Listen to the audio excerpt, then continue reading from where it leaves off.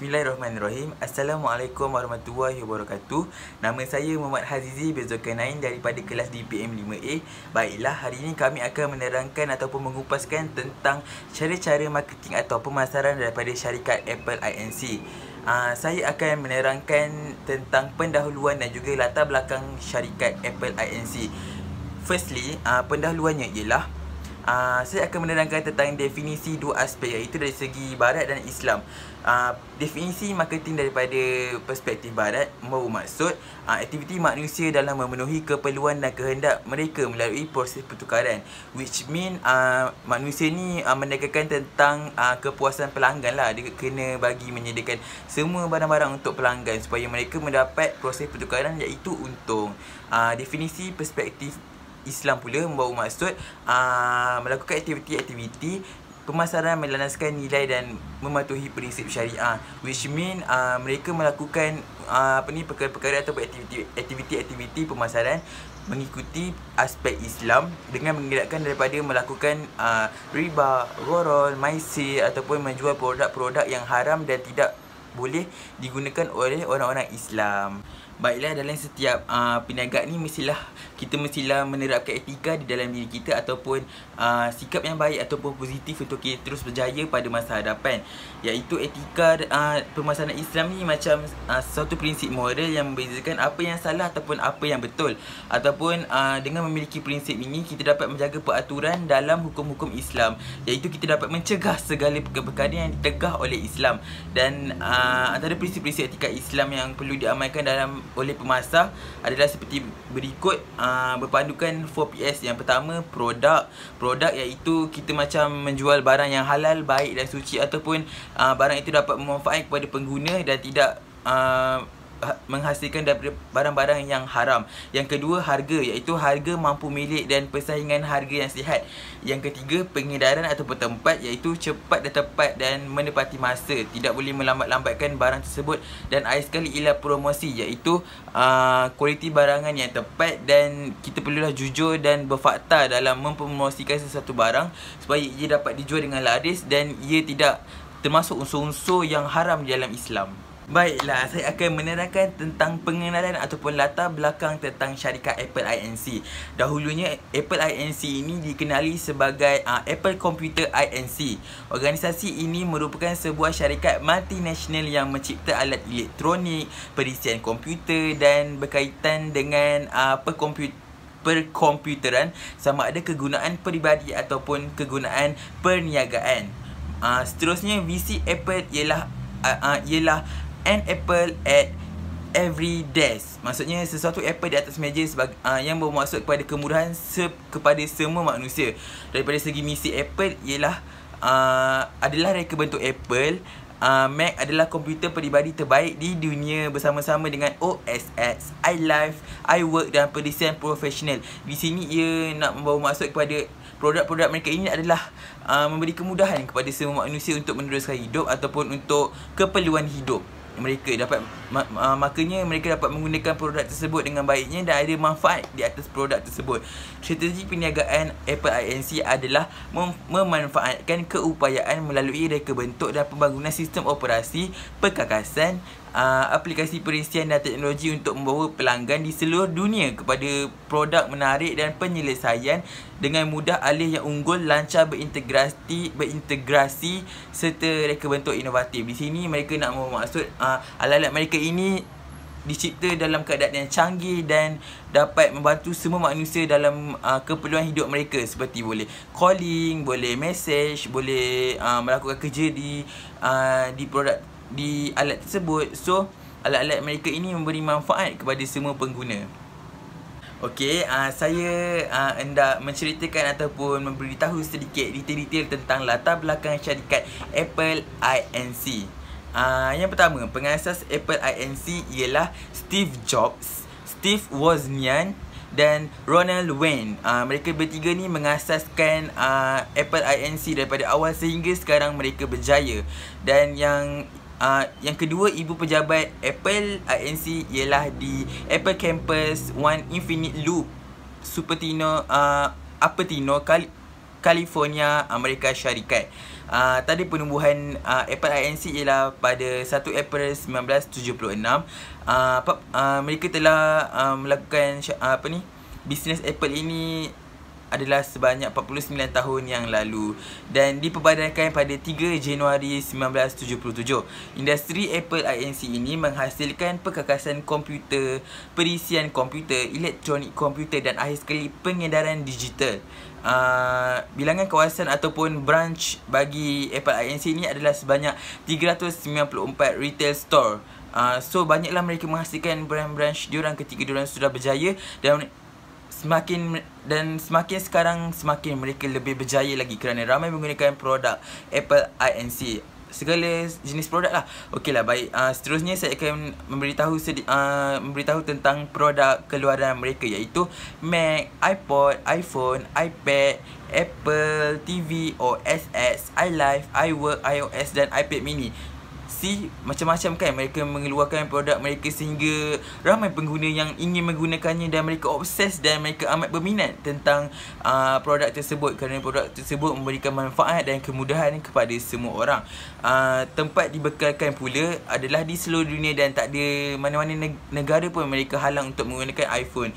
So iPhone ini diagihkanlah ataupun pengagihannya kepada seluruh dunia dan jenis syarikat Apple Inc. ialah syarikat awam. Dan akhir sekali saya ingin share laman web rasmi mereka, iaitu apple.com. So kepada sesiapa yang berminat tentang produk-produk Apple Inc. So mereka bolehlah membeli secara dalam talian atau membeli secara cash di kedai-kedai yang berhampiran. Sekian, terima kasih daripada saya. Assalamualaikum warahmatullahi wabarakatuh. Kepada Madam Hidayah dan kepada semua orang yang menonton video ini, izinkan saya memperkenalkan diri saya terlebih dahulu. Nama saya ialah Nur Amirah binti Khairul Anwar daripada kelas DPM 5E. Syarikat yang kami pilih ialah syarikat Apple dan saya akan menerangkan tentang dua perkara, iaitu yang pertama ialah produk dan yang kedua ialah harga. Kategori produk Apple ialah produk barangan, iaitu ianya boleh disentuh serta mempunyai bentuk fizikal. Bagi klasifikasi produk syarikat Apple pula, ianya merupakan produk pengguna dan tergolong dalam kategori barangan istimewa, iaitu barangan yang melibatkan proses pembelian yang panjang dan keputusan pembelian yang sukar. Contoh macam kita nak beli iPhone, kena tengok dulu mana yang berkenan, possibly nak warna apa, berapa gigabyte. Dah habis beli baru boleh beritahu promoter kita nak yang macam mana. Sebab tu ia melibatkan proses yang panjang. Okey, baik, antara produk yang dikeluarkan oleh Apple ialah MacBook, iPad, iPhone, Watch Apple Series, Apple TV dan Apple Music. Manakala bagi campuran produk pula, syarikat Apple mengeluarkan beberapa jenis produk yang mempunyai fungsi yang sama dengan jumlah harga yang hampir sama. Bagi tanda perdagangan, syarikat Apple menggunakan simbol R bagi semua produk keluaran syarikat Apple. Bagi jenis jenama pula, syarikat Apple merupakan jenama individu yang merupakan jenama berlainan untuk setiap produk yang dikeluarkan oleh sesebuah syarikat.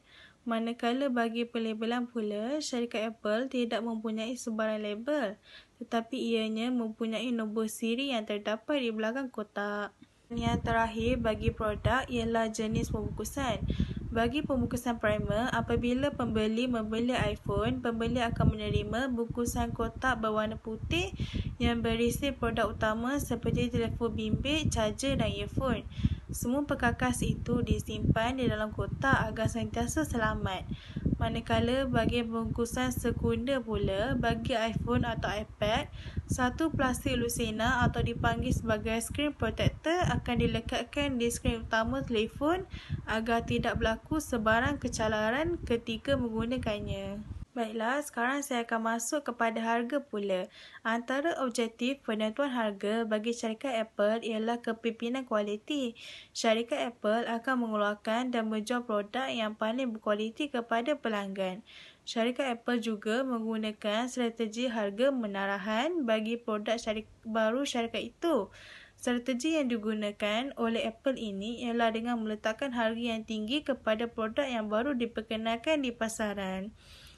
Seterusnya, syarikat Apple menggunakan harga psikologi iaitu harga ganjil bagi pasarannya kerana harga yang diakhiri dengan nombor ganjil menunjukkan produk tersebut lebih murah berbanding dengan harga yang genap. Baiklah, itu sahaja daripada saya. Terima kasih kerana memberi komitmen dan mendengar pembentangan daripada saya. Saya akan bagi kepada kawan saya pula untuk menyambung topik kami. Sekian, terima kasih. Bye. Hai dan Assalamualaikum. Nama saya Nurul Izzati binti Sulaiman dari kelas DPM 5A. Saya sebagai last presenter, saya akan menerangkan tentang promosi, tempat dan juga kesimpulan. Okey, untuk promosi, syarikat Apple menggunakan cara promosi mereka dengan menyampaikan maklumat melalui beberapa saluran promosi, iaitu seperti browser, membuat pengiklanan di televisyen dan juga media sosial seperti Instagram ataupun Facebook ataupun di media sosial yang lain. Dan syarikat Apple ini juga mampu memujuk pengguna untuk membeli produk mereka dengan mengeluarkan pelbagai jenis produk yang menarik supaya ianya dapat meningkatkan kuantiti jualan dan dapat memberi keuntungan kepada syarikat Apple. Seterusnya, ketika adanya musim perayaan seperti Hari Raya ataupun musim perayaan yang lain, syarikat Apple akan memberi potongan harga dengan menjual produk dengan harga yang rendah supaya ianya dapat menarik minat pelanggan untuk membeli. Dan tujuan Apple mengadakan promosi adalah supaya syarikat mereka dapat meningkatkan jualan dalam jangka masa yang pendek dan pengguna-pengguna juga dapat menggunakan produk-produk mereka dengan harga yang berbaloi. Seterusnya, tempat. Okey, saluran agihan adalah berfungsi sebagai tempat mengumpul maklumat dan mengedarkan maklumat di dalam kaji selidik pemasaran. Ini bermaksud orang tengah seperti pemborong ataupun peruncit dapat membantu mengumpulkan maklumat dan dapat maklum balas daripada pengguna mengenai barangan atau perkhidmatan yang syarikat Apple tawarkan. Seterusnya, syarikat Apple juga menggunakan teknik untuk menyampaikan maklumat mereka dengan mereka akan melantik mana-mana selebriti untuk dijadikan sebagai duta bagi produk-produk mereka. Dan syarikat Apple juga akan menanggung risiko sekiranya produk mereka itu mengalami sebarang kerosakan yang ianya berpunca dari syarikat mereka sendiri. Okey, sebagai kesimpulannya, pemasaran adalah merupakan bahagian pengurusan perniagaan yang sangat penting. Produk atau perkhidmatan yang ditawarkan oleh sesebuah syarikat itu tidak akan memberi apa-apa makna, malah akan merugikan syarikat berkenaan sekiranya produk atau perkhidmatan yang mereka tawarkan itu tidak dapat dipasarkan dengan berkesan. Ini bermaksud aktiviti pemasaran ini menjadi nadi kepada kelangsungan sesebuah syarikat perniagaan. Pelaksanaan strategi yang baik adalah permulaan ke arah pemasaran yang berjaya. Dan strategi pemasaran yang mampan tidak bermakna syarikat gagal untuk melaksanakannya dengan baik. Dan perancangan strategi itu perlu dilaksanakan bagi menjamin pengurusan perniagaan yang dinamik. Organisasi juga perlulah membuat perancangan pemasaran yang melibatkan penentuan strategi pemasaran yang akan membantu untuk mencapai keseluruhan objektif strategi. Itu sahaja penerangan syarikat Apple dari kumpulan kami dan minta maaf kalau ada salah silap daripada kumpulan kami. Itu sahaja. Bye. Assalamualaikum.